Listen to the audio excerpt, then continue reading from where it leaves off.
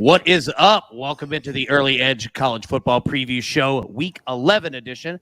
I'm your host, Alan Bell. We have a great show lined up for you today. And you know what? We're not going to waste any time. Let's bring in the stars of the show, see my guys, get them on the screen. And boy, look at them. Looking fantastic. Mr. Chip Patterson, how we doing, buddy? Oh, man, we're good. Missing Tom. So, I've got, look, I can't throw all the alley-oops, but we're friends enough that I know that we're about to have a fantastic show. Oh, yeah, definitely. And, Tom Fornelli couldn't join us today, but he'll be back next week. Micah Roberts, great-looking blue shirt you got, my man. What's going on? Thanks. Not much. Really excited with the Rebels winning last week, first win of the season. So that's encouraging. And we get to say hello and goodbye to Hawaii this weekend.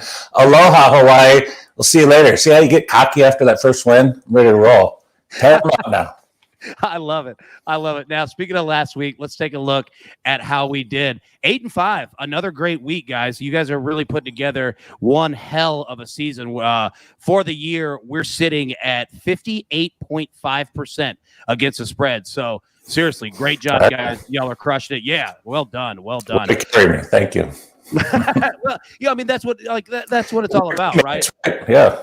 Yeah. I mean, they're going to be up, down weeks, individually. But as for the team, man, I mean, you guys are just all over it. So speaking of week 11, we're going to jump right into it. And let's talk about some of the storylines that are affecting the betting lines. And not only for the games, but futures as well. And Micah, I want to start with you. You've got some info, some thoughts on the Heisman race.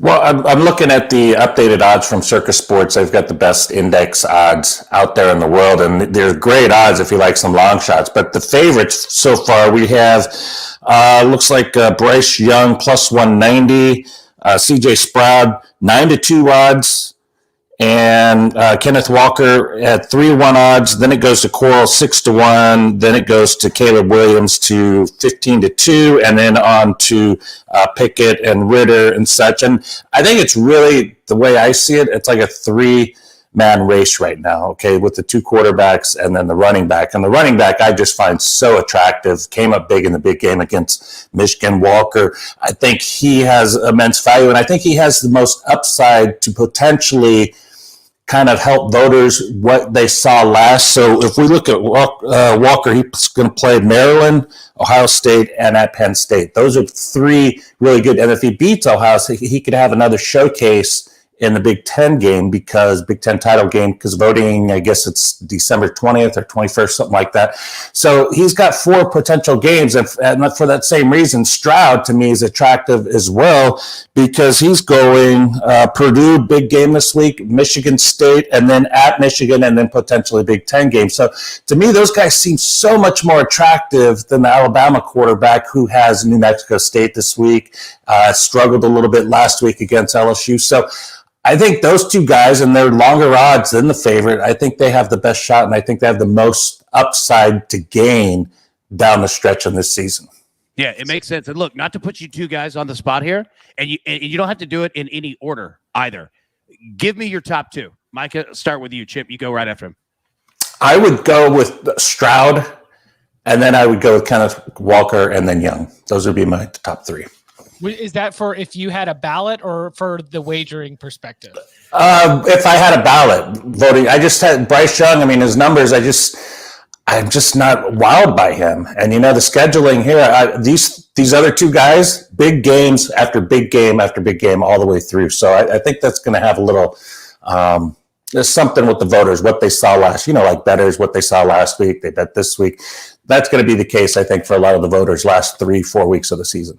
Yeah, Bryce Young, 28 touchdowns, 3 interceptions. Sometimes we have statistical Heisman candidate players, and sometimes we've got storyline and narrative. And there's no storyline to narrative about Bryce Young being singularly dominant. I mean, that would be Caleb Williams, honestly, if we want to talk about someone that voters might sort of jump at the narrative and enjoy the storyline. Don't forget, there's 900 of us out here, and the motivations behind who you put as your 1, 2, and 3 are very, very wide ranging. But the people who just pull up the statistics, that's going to be Bryce Young's best argument, because I think you're right. CJ Stroud will have more opportunities to show out, as will Kenneth Walker. Yep. I find that also fascinating, Chip. You brought up a good point in terms of how many voters that there are, right? And everybody's located in different places. So, yeah, I'm just fascinated to watch this race and see, who's in the room, who ends up winning it. And like you guys both said, there's a lot of, season left. There's a lot of games left. We're going to decide it here in the next, 5 weeks or so. All right. So, Chip, stay with you here. Now, you've got a storyline. You're looking at letdowns or look-aheads. Talk to us, man. Yeah, I mean, this is, again, going back into the narrative, because sometimes at this point in the season, the numbers are really, really sharp, and you might have an edge, but maybe it's a little bit more inside information, or you find yourself just trusting your eyes and the football that you've been watching from throughout the season. Maybe also you're checking the rhythms of a season, sort of where these teams are at. And I think that there are, on teams coming off both wins and losses, an interesting factor to consider when we look at who they're playing in Week 11. So North Carolina, wow, you got that huge win, handed Wake Forest its first loss of the season. You got to turn around and go play at Pitt Thursday night. Baylor just had its worst performance of the season, in my opinion. That loss to TCU was bad.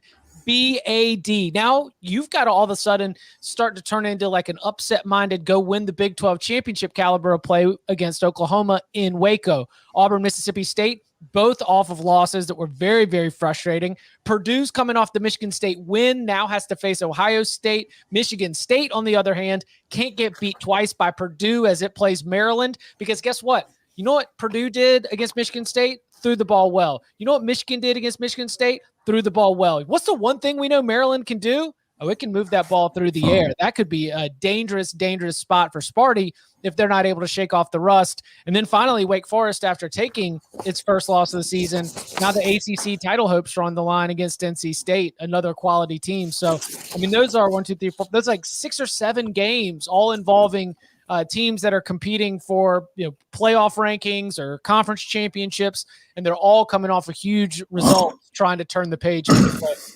Yeah, well said. You're exactly right. And speaking of those games, let's go ahead and jump in to our official picks for this weekend. Now, like we said, Tom isn't on the show, so I'll start with him and give his picks out. And if you guys have any thoughts on those games or anybody has any questions, drop those in the chat. But here's who Tom is on this week.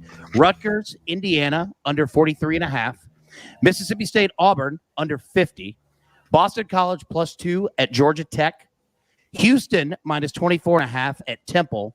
And South Alabama, App State, over 52.5. So that is what Tom is on. Let's get into the picks that you guys have. So, Chip, I'm going to start with you. South Florida, +23.5 at home against the Cincinnati Bearcats. You like South Florida here? Yeah, this is a team that is starting to get a little bit frisky, and that's where you've got to go in.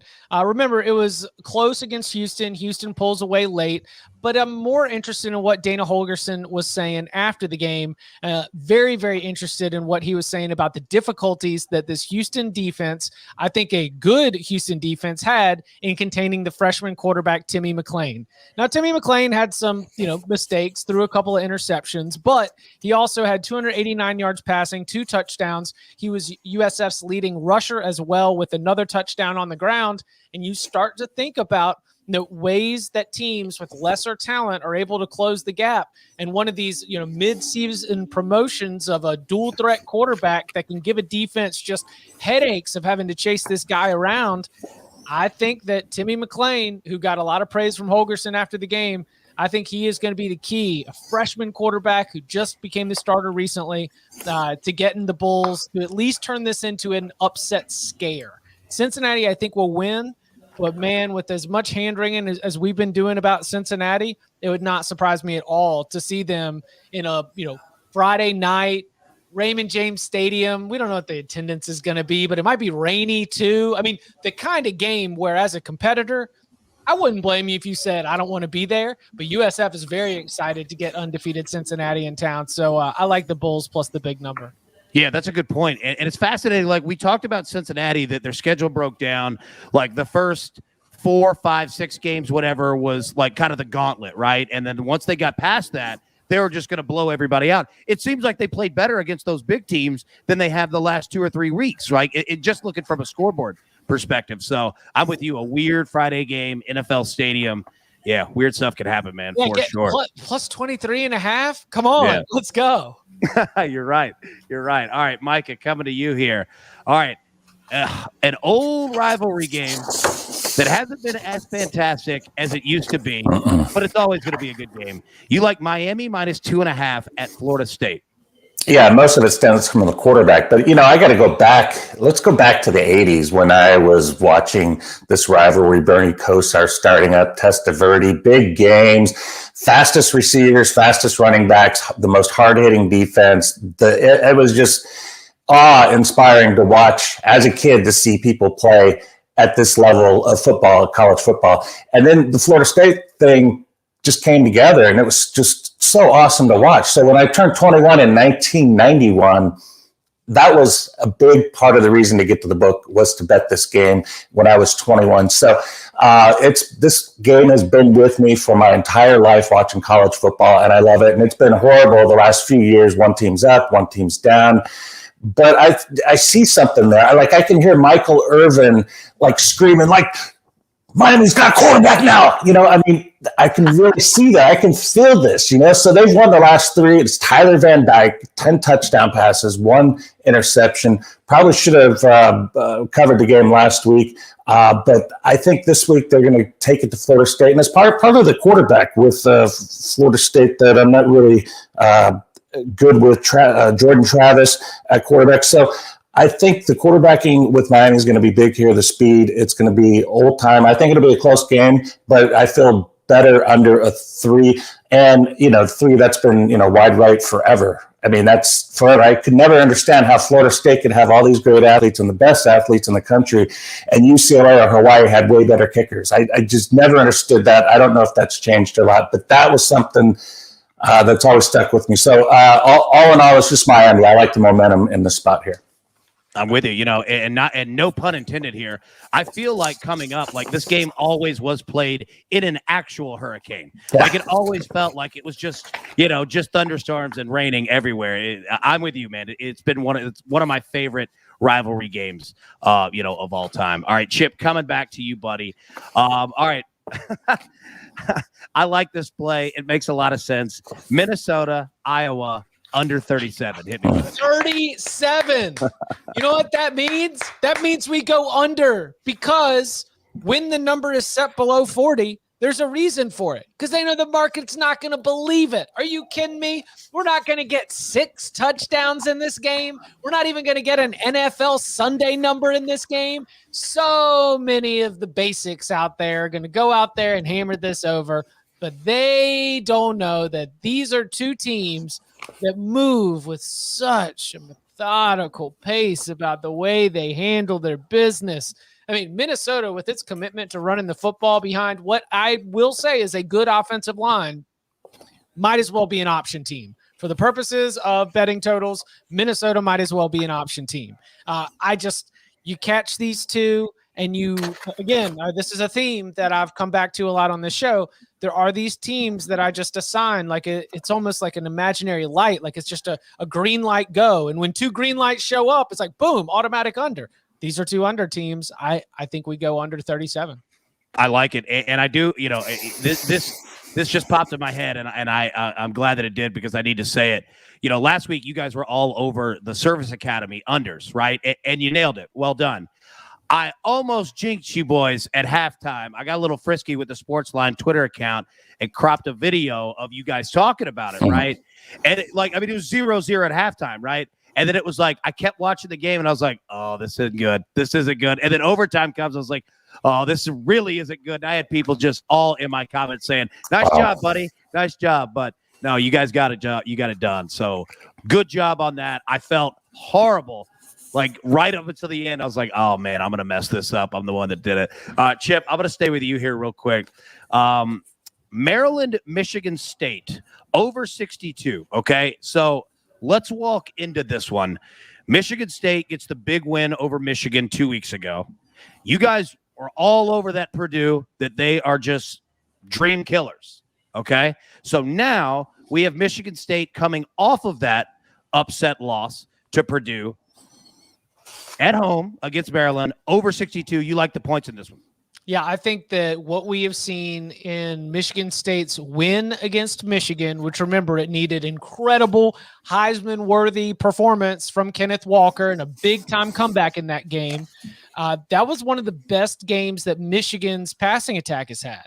And Purdue and David Bell, well, that was one of the best passing games that Purdue has had. And the common thread here is Michigan State's pass defense might be a little suspect here. And Maryland has obviously a quarterback in Talia Tagovailoa, but even with the injuries that Maryland has had, Mike Locksley does such a good job of recruiting those skill positions that they seem to lose guys every year. And yet you look up in November and the Terps are still hitting explosive plays through the passing game. And so I like that because Maryland's going to be able to move the ball on Michigan State, and I do not trust Maryland to be able to keep Kenneth Walker in check.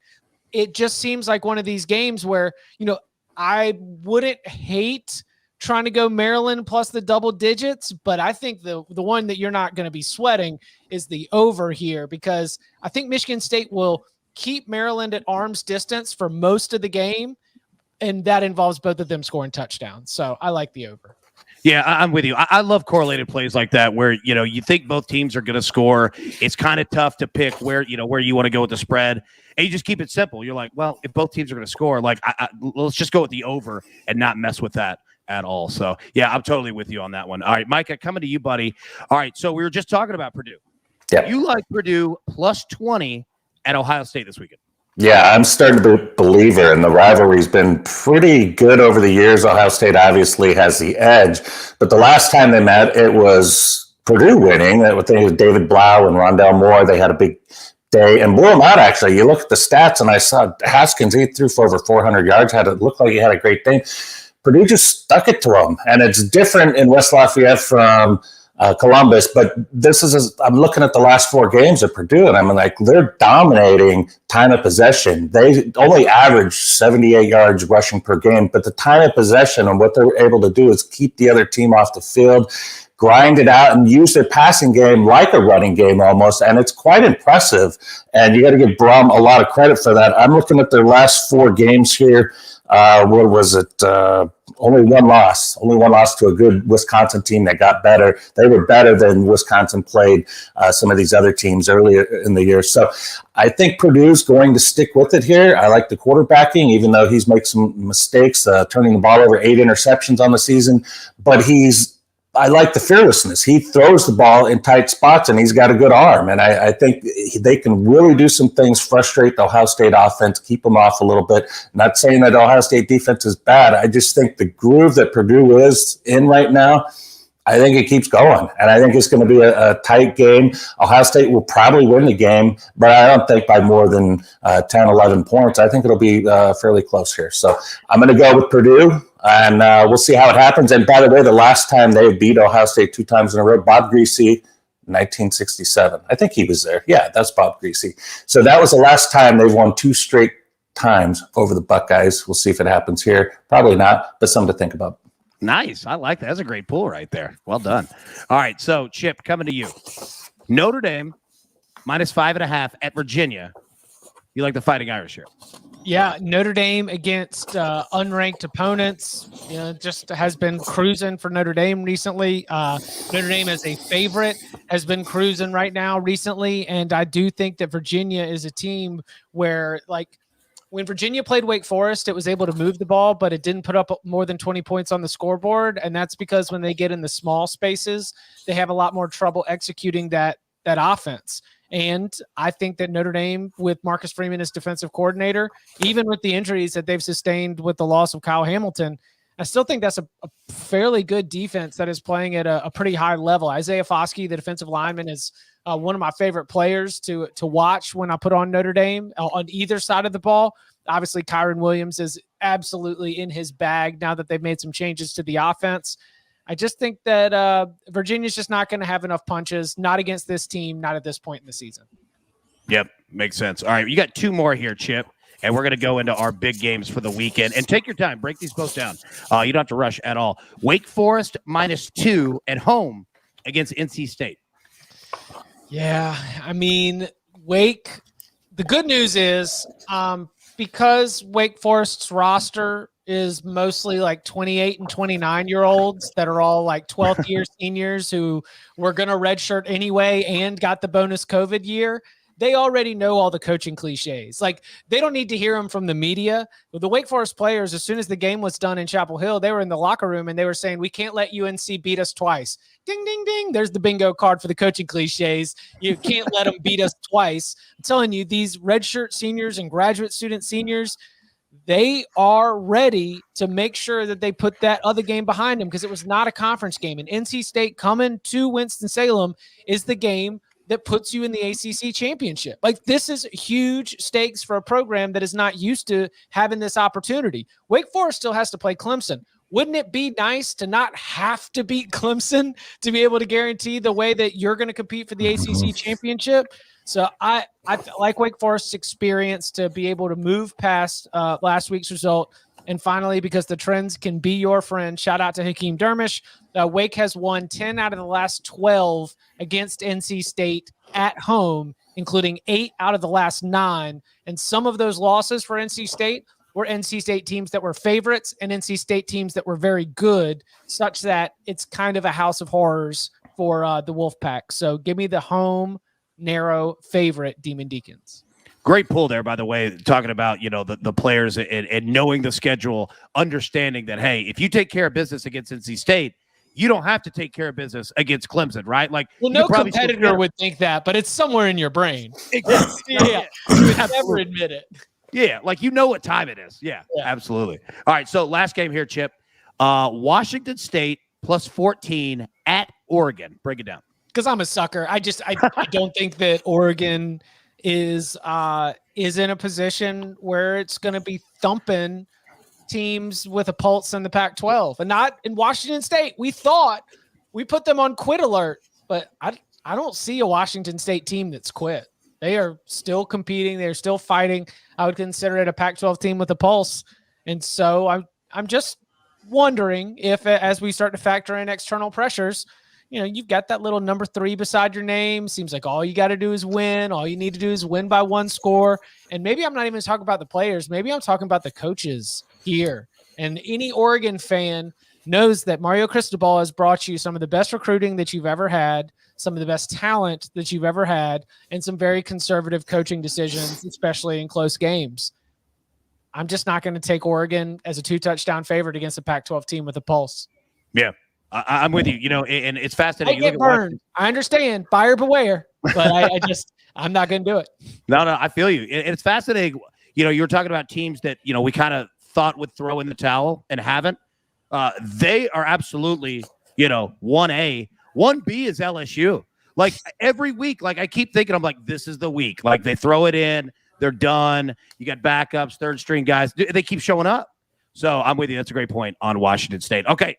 Now, we're going to get into our big 6 of the weekend, the biggest games on the board, and we're going to break these down. And we've got a couple official plays here. So I wanted to hold this one off, Chip. I'll come back to you here in just 1 second. So first game we're going to break down, Michigan at Penn State, where we had it at a pick'em at a total of 48.5. So Tom Fornelli, he likes the under 48.5 here. Micah, I'm going to come to you. You like Michigan to win the game? Well, I had to pick a side, so that's what I picked. But I'm kind of thinking the more I went through it, Fornelli's pick is probably the better way to go because the defenses are going to be very strong in this game. And something, Penn State, I mean, they had like a 9-game winning streak going before they just fell. It was Iowa, Illinois, and Ohio State, a weird trio to lose to 3 straight weeks. And I look at the last game, Clifford looked good, had a good game, but didn't do it in 3 losses. And then the last 3 games, 93 yards or less rushing, just not going to win many games. And I know they want to run the ball, and they haven't been able to.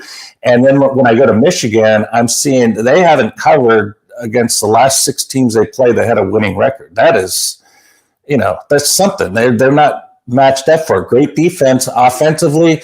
They're going to need a little help here. I think the under is probably the better play to go, but I would lean to Michigan as well. Yeah, it's fascinating. I was kind of going through the numbers of this game. yesterday morning, and besides the points per game of where they sit, Michigan's about 9.2 points per game more, this season than Penn State. Other than that, these are almost two identical teams. Like they look, they kind of report on the numbers. It's fascinating. I'm really, really interested to watch this game, see how it plays out. Now, Chip, this is an official play for you. I wanted to wait till we got to this portion. You like the under 48.5 in this game. Hey, and if Tom picked it and Micah likes it, well, boy, I love it way more than when I first sent in the answer to you, AB. But I think that when I script this game out, it plays tight. It plays like a Penn State team that I cannot count on to move the ball consistently, but it has way better big play opportunity with Jahan Dotson. Michigan offensively is like the inverse, where we know they can run the ball, but that like 60-yard touchdown pass, I don't think it's coming. Michigan, so good defensively, really all over, but I would say especially up front. Aiden Hutchinson's just an absolute monster. Penn State, very solid defensively, a little bit better on the back end. It's like, as I put all the puzzle pieces of this game together, it's the Spider-Man meme, just like you're talking about, with all the stats looking the same, and even the way they line up, they complement each other. I just see it playing out with a game that's going to be decided in the 20s, and so I really like the under here. Yep, I'm with you. I think that's a great play. All right, so next game, Georgia at Tennessee. Okay, Georgia is a 20-point favorite, a total of 56. All right, Tom will go drop his first. He likes the over 56 in this one. Yes. Mike, I'm going to come to you. You like two different plays in this. You like Georgia with the points, and you like the under 56 here. Yeah, I do. And there's no reason. I mean, Hooker's been great for Tennessee, moved the balls, had some great games, throwing, I think, only 3 interceptions on the year. But none of that was against Georgia's defense. And this is the thing that they do. They kept on their average last week, 6 points allowed, 6.6 on the season. This is what they do. And they got the robot at quarterback, Stetson Bennett. He's 100 to 1 to win the Heisman over at Circus Sports. All he does is the same thing every game. They run the ball well, they throw the ball, they take time off the clock, and no one can score on them. This is the same plan every week. So you take that, you take a final score. I mean, 6 points, let's be realistic. They'll probably get 10 or somewhere around there. But there's a small window for me. I think I can get it. I think I can get it in there. Let's go Georgia and under. Yeah, this is going to be a really fascinating game. Watching that Tennessee game against Kentucky Saturday night, Tennessee legitimately had touchdown drives, and I'm not comparing Kentucky and Georgia by any means. No. They had touchdown drives, I think, of like 12 seconds, 42 seconds, 35 seconds. But then you saw the other side, Tennessee's defense, which is pretty good for what their defense has been.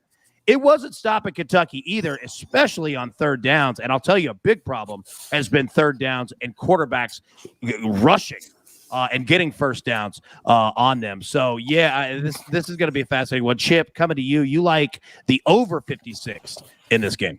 When Tennessee has played an FBS team with a winning record, it is giving up an average of 492 yards per game, which puts it nice and snug with the stout defenses of Vanderbilt, Ole Miss, and Missouri. Wondering whether Tennessee, Hendon Hooker, and that Vols offense is going to be able to move the ball against Georgia's defense is absolutely a question. Whether or not Georgia is going to be able to move the ball against Tennessee is not.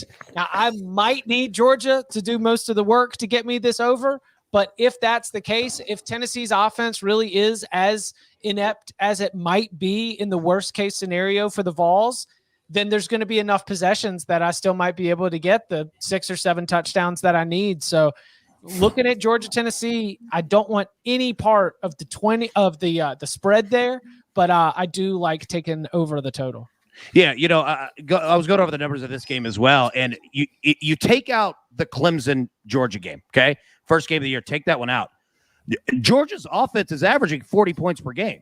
Like, we talk about their defense, they're putting up a ton of points as well. And I think that you're right. Like, they're going to score against Tennessee. And I was kind of trying to play this in my head, exactly the scenario that you were just saying. Like, okay, if we have to get to 56, like, what do I think it's basically how many points do you think Tennessee is going to score, right? Do they get 2 touchdowns in this game? Do they get to 14?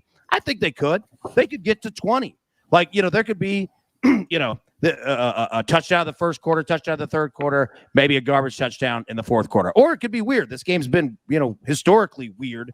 But I think that if you could get to 14, if you could definitely get to 20, 21, you're sitting very pretty on that over. So, yeah, I'm with you. I think that's the play here. All right, next game, Texas A&M at Ole Miss. Texas A&M is a 2.5-point favorite. Total of 55.5. Our man, Big Tom Callahan Fornelli, likes the Rebels here at plus 2.5. All right, Chip, I'm going to come back to you. You like Texas A&M minus 2.5. Well, I wonder if Tom's going to make it a lock tomorrow, because then it'll be fight.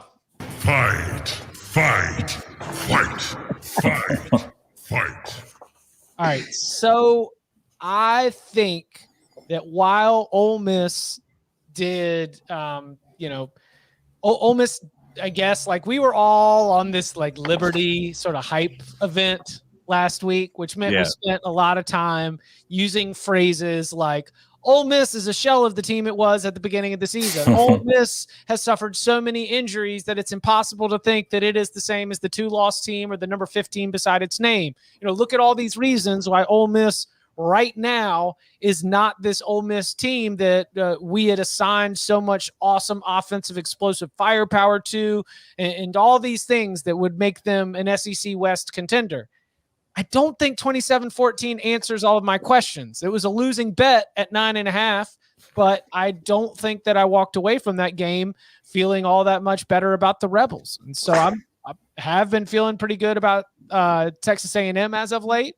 And so I will take with the team that I think is just playing closer to its best version of football at this point in the season. I like it. Micah, you also like Texas A&M here. Yeah, and I think it all stems from the defense. I think Mississippi, a big part of their game, they rush 237 yards per game. It's part of what they do well. And the one game they didn't do well was against Alabama, only 291 yards total offense against Alabama. So the only 2 losses this year, they lost on the road at Auburn, at Alabama. Tough place to come into. But I got a team with momentum. They got a quarterback that's got momentum, Calzada, and then a fantastic running back that doesn't get a lot of credit, Spiller. But I think he is going to have the game and carry a time of possession and roll over. 4 straight wins for Texas A&M. I'm going to go with them here. Continue that roll going. I like it. Hey, AB, are they trying to put you in a Bass Pro Shop? Yeah, so that's kind of the running joke that I manage a Chick-fil-A and also a Bass Pro Shop that I look like a retail manager. So Ain't that a Memphis thing? Is it the Memphis thing that has the big Bass Pro Shop? Yeah, it's in the pyramid. All right. I don't know how's the Nashville Memphis relationship these days. Man, it's not great. It's never been great. Every time that you think that the hands are coming together, everything's going to be good.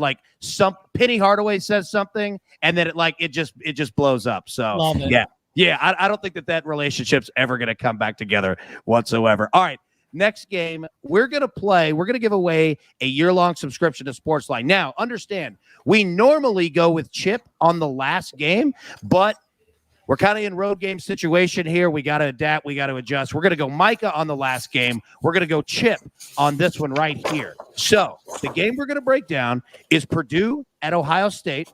Okay. Ohio State is a 20-point favorite, a total of 62. Okay. So Micah gave out his pick earlier in the show. Official play. He's on Purdue plus 20.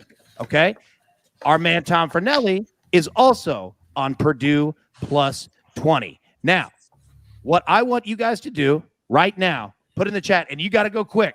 You got to go quick. Put in your Twitter handle, all right, and what you think Chip is going to take. Ohio State, Purdue, over or under, okay? While we do that, I'm going to give you guys just a minute because I'm going to ask these guys a question about another game tonight, okay? So I'm going to give you a minute here. Put in the chat, Twitter handle, what you think Chip is going to take, Purdue, Ohio State. You could just put one, Ohio State, Purdue, over, under. Okay, while we give them a minute, any thoughts on any MACtion tonight. Okay, we've got Kent State, Central Michigan.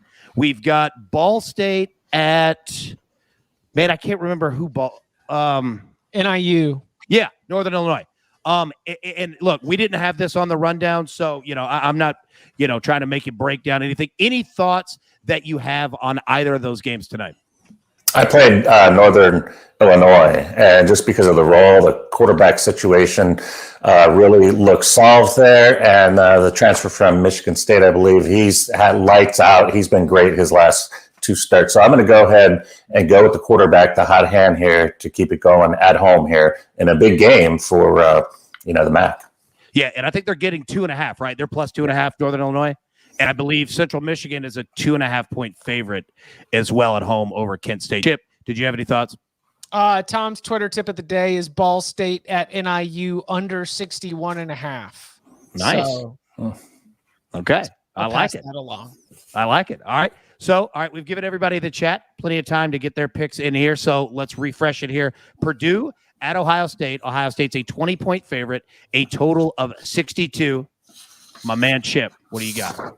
Okay, so this wasn't an official play. Correct. We always get our big 6 games, and you're given a pick. I would qualify this as a lean, and I got the Buckeyes. And listen, it is a Purdue thing because Purdue is playing with a ton of confidence right now, and it is on a roll. What you get at the quarterback position from confidence cannot be undersold. But earlier in the season, I think it was when we were breaking down Purdue, Wisconsin, somebody got in my ear and was like, Purdue, after these really, really big wins, because it does have this reputation as a giant killer, it also has a reputation of kind of stepping on the rake and getting hit in the face the very next week.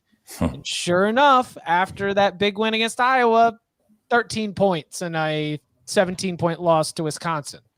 And so if there's going to be a fall flat on your face or, all of a sudden get caught in a game where you get a slow start and you're down by 3 touchdowns, then I don't know. Ohio State's the kind of team that can make you pay if you're sleepwalking at all. They just score too quickly. Under 21, I think it's a favorable number if you are leaning towards Ohio State. So I'll take the Buckeyes, but again, I qualify it just as a lean. I also don't, in the way that I've just explained the game, wouldn't hate an over if you wanted to jump on that as well, thinking that David Bell, the Purdue passing attacker, just going to find ways to score.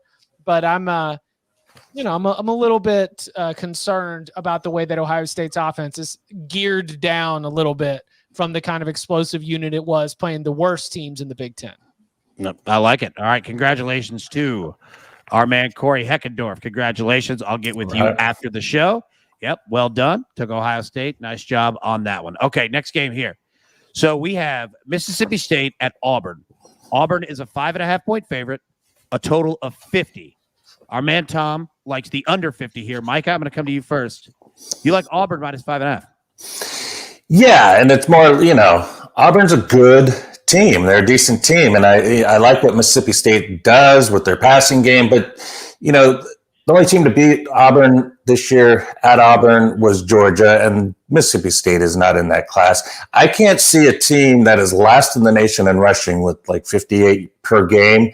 I cannot see that team going in on the road and having any sustained drives. I just can't. You have to have the run, and I think not being able to run the ball is going to hurt them here. Bo Nix, we've talked about the home and away thing last week, not very good at all. I think he has a decent game, and it carries him to the win. And I'm not betting it. I'm just telling you that. It's just what I see with Mississippi State. I don't like not having the run game in a game like this. So I'm going to go. Auburn. I like it. Chip, coming to you. On the opposite side. Yeah. Every single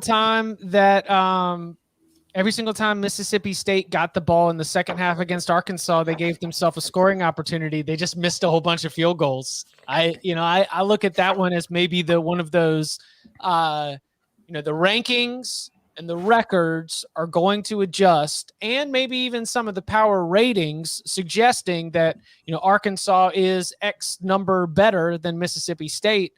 But Mississippi State gave itself plenty of opportunities to win that game that, just a A more sure-footed kicker would have gotten you there. I mean, they did not punt in the second half. They're moving the ball pretty well.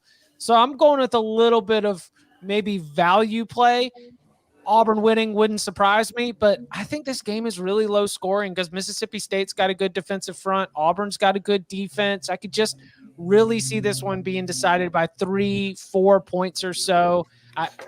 Mississippi State winning outright. It's funny. I'm telling you to take 5.5, less than a touchdown, while also saying, yeah, I don't think Mississippi State wins outright, but it's just enough value in a game that I think is going to be pretty close and low scoring. Yeah, as soon as I saw this one, come out from Circus Sports on Sunday afternoon, it screamed under to me. Like these two teams, it just screamed, an underplay. So yeah, I agree with you on that. All right, last game. All right, we're going to run it back. We're going to give away another year-long subscription to SportsLine. This time, you have to guess what our man Micah Roberts is going to select in this game. So he will go last. What the game is going to be: Oklahoma at Baylor. Oklahoma is a 5.5-point favorite, a total of 62.5. So what I need you to do right now, and somewhat quickly, you've got a little more time on this one, but don't waste too much of it. All right, drop your Twitter handle in the chat and select one of 4 of what you think Mike is going to choose. Okay, so Twitter handle and Oklahoma, Baylor, over, under. That's all you got to do. Drop that in the chat, and he will go last on this one. Our man, Tom Fornelli, he likes Oklahoma minus 5.5. Chip, I'm going to come to you. You like Oklahoma minus 5.5 as well? Yeah, I'm telling you, like when I was talking about the look ahead and the hangover and don't get beat twice and all the coaching cliches and all the things that pundits use to take up time and explain, basically the impact of turning the page onto the next season. But TCU's win against Baylor was stunning. And to talk to some people who follow that program closely, it seemed uncharacteristic. And you know what we've got now? Joey McGuire's gone. Joey McGuire, introduced by Texas Tech, he was from the Matt Rule staff. Dave Aranda kept him around because of the connection that he had with the current roster, the connection that he had with the locker room, the connection that he had to so many people. He was the bridge that was able to get everybody around Baylor and everybody around Waco from the Matt Rule to the Dave Aranda era. And now that bridge is gone. And I just have to think that we are on a rocky place with this Baylor team where as great as the quality and the form has been, to catch Oklahoma off a bye here in 2 weeks about how you're undefeated, but you're all the way down here at number 8. I just think if Oklahoma might be in a little bit of a better place right now. So I'm going to go ahead and go and put better quarterback. I mean, I'll take Caleb Williams 100% in that matchup right there. And so under a touchdown, I know they're on the road, but I don't see this being an upset. Give me the Sooners. There we go. All right. Our man Micah, you know what? I'm going to get out of your way. Let it rip. We go Baylor, and the price is cheap. I'm looking at the last 3 meetings. Baylor's covered, but the spread here, if you're looking at the beginning of the season, you're like, I'm laying that all day long. But Oklahoma they don't have that killer instinct. They looked great against Texas Tech last week, but there's something about them, and the rating has dropped significantly from the beginning of the year to now. The quarterback situation appears to be a little better. But Baylor at home, 5-0. They've won and covered, been amazing at home. And this is a spot that the Sooners have not been great at. So, Baylor's risen. Oklahoma's fallen. And right here, we've got this spread that just looks so cheap and so easy to lay with the Sooners. But I'm going to go ahead and give the home field a little more advantage here. And I think this is going to be a close game, maybe an upset outright. Oklahoma, I think they come in not wanting the blowout or whatever. I think they're worried about not losing and dealing with the polls and playing for the playoffs already. And I think it's already in their mind. They're thinking about it now. They can't lose this game. And I think they might. I like it. That's a good analysis right there. All right. Congratulations to Jim Napier, who selected correctly on Baylor. Yeah. Well done. You've won a year-long subscription to SportsLine. I'll get with you after the show and get you all hooked up. Okay. Now, let's go ahead and pull up our recap. As Coach says, grab your paper, grab your pencil. And it does look glorious. Look at this. Chip Patterson, you are on South Florida plus 23.5. Michigan, Penn State under 48.5. Minnesota, Iowa under 37. Maryland, Michigan State over 62. Notre Dame -5.5, Wake Forest -2, and Washington State +14. Micah, you are on the Miami Hurricanes -2.5 and Purdue +20.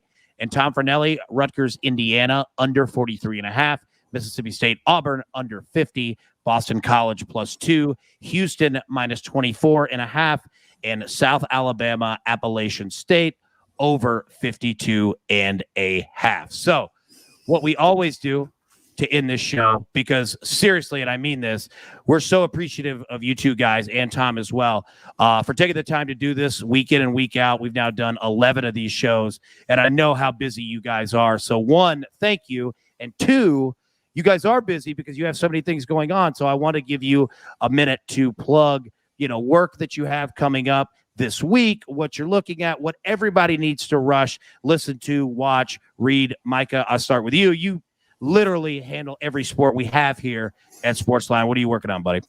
Yeah, the NASCAR season just got over and college basketball season started. So I'm still trying to finalize some of the team ratings. And big thing now with the COVID year, everybody got a free year. So college basketball, with all the transfers and everything, is just a wild scene to control and get your hands around. And it's been difficult so far. Last night, I had Belmont, all 5 starters back from last year. Great season. Missed the NCAAs. They lose outright on the road. So first lesson right out of the gate, it's not always what it appears. Well, I'll tell you what. You're talking about Belmont, right? Yeah. Belmont's about 2 minutes down the road from me. Very nice campus right there in close to West End, right near Vanderbilt. Tough one on the road, though. I'm with you, man. Chip Patterson. And let me say, also feel free to speak for your tag team partner, Tom Fornelli, and what he's got going on. But what do you got, buddy? I don't know. Why don't you tell me? Like, I thought he was going to show up. I came here with a whole bunch of insults for Tom. I was going to, have all these jokey jokes ready to go. Listen, he better, not better. I'm sure Tom's fine. 11 a.m. on Thursday, the Cover 3 podcast does its weekly locks episode. It is jam-packed. It is a competition. Everybody is hungry. We want each other to lose. We don't want each other to win. It is extremely competitive. You want to make sure you listen to it. Download the Cover 3 podcast wherever you get your podcasts. On CBS Sports HQ, I'm out there all throughout the day on Saturdays from 11 to 12. We've got a pregame hour that is stocked with Against the Spread picks for every single slate of the day. I'll be back for the halftime show at the SEC on CBS Game of the Week. Then on Saturday night, we do a live instant reaction show. Usually goes live about 11:30. This week it'll be roughly after the end of Oklahoma Baylor's in the morning slate. Anyway, about 11:30 p.m. on the Eastern Coast. But if you smash the notifications button at youtube.com/cover3, you get a notification every time we go live. You don't even have to remember. Just keep your phone by you, and we'll tell you when we go live if you subscribe and do the notifications. I see Jim in the chat is saying the lock show is mandatory, and I 100% agree. So come hang out with us 11 a.m. tomorrow, youtube.com/cover3. It is mandatory. And, I got to say, I like the way that you break down and you've got the Excel file of all the picks, the numbers. And it looked like your man, Danny Cannell, had a good week last week, huh? Did he? I haven't gone back. We do everything just so diving into the picks. I do not look at the scoreboard. You know who doesn't get caught scoreboard watching? Me. So it's like, you telling me I was 5-2 last week on my official picks. I was like, oh, all right. Cool. Good to know. If you had told me I was 2-5, I would be like, hey, we're on to Cincinnati. We're just always trying to put in this work and keep it moving. My man's got a snap and clear mentality. I love it. Everybody, thank you so much for tuning in. As Coach always says, look, that lock show and exactly what Chip was just talking about. You want to talk about educate and entertain, as Coach always says, that's the show, and those are the guys that do it. But yeah, thank you so much for tuning in. Let's take these straight to the pay window. For our man Chip, Micah, Tom, who'll be back with us next week, and the entire Early Edge crew. We'll see you tomorrow. Everybody, good luck. Do you want best bets in your feed every single day? All you have to do is hit that subscribe button to stay up to date with all things Early Edge.